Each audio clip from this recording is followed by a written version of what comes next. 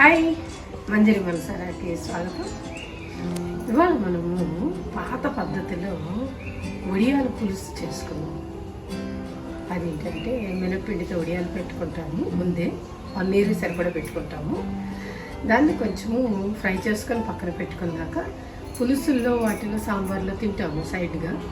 But ఇది కూడా ఏంటంటే పులుసులా చేసుకొని లాస్ట్లో వడియాలు కలుపుకుంటే అదొక డిష్లా ఉంటుంది. అన్ని విధాల ఆరోగ్యానికి కూడా మంచిది.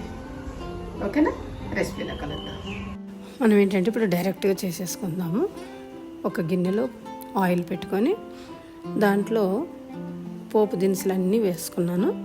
అందులో మస్ట్గా మెంతులు వేసాను. పులుసులోకి మెంతులు బాగుంటాయి. పప్పులు వేసాను, జీలకర్ర, తర్వాత కొంచెం గార్లిక్ వేసాను, ఎండుమిర్చి, కరివేపాకు. అవి వేగిన తర్వాత ఉల్లిపాయ, పచ్చిమిరపకాయ కూడా వేసి అది కొంచెము కలర్ మారేంత వరకు ఫ్రై చేసుకొని, ఎందుకంటే పులుసే కాబట్టి మరి డీప్ ఫ్రై అయితే చేదు అవుతుంది. దానిలో కలర్ మారగానే పసుపు, ఉప్పు, కారం మీకు సరిపడినంత వేసుకోవచ్చు. పులుసు కాబట్టి కొందరు ఎక్కువ తింటారు, కొందరు తక్కువ తింటారు. అంతే. అది కొంచెం ఫ్రై అవ్వగానే కొంచెం పులుసు తీసి అందులోనే వేసేసుకుంటే అది కూడా బాగా మరగాలన్నమాట.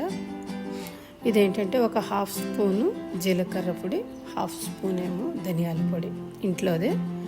అవి కూడా వేస్తే బాగుంటుంది, చిక్కగా కూడా అవుతుంది. పులుసు కాబట్టి ఖచ్చితంగా బెల్లం వేయాలి. ఇవేంటంటే మినప్పిండి వడియాలు. పాత రోజులో మినప్పప్పుని రుబ్బి దాన్ని ఎండలో ఎండబెట్టి చేసేవాళ్ళు. దాన్ని నేను ఫ్రై చేశాను. మీరు కావాలంటే ఫ్రై చేసుకొని సైడ్ కన్నా తినచ్చు. ఇలా కూరలో కూడా చేసుకోవచ్చు. Okay, bye.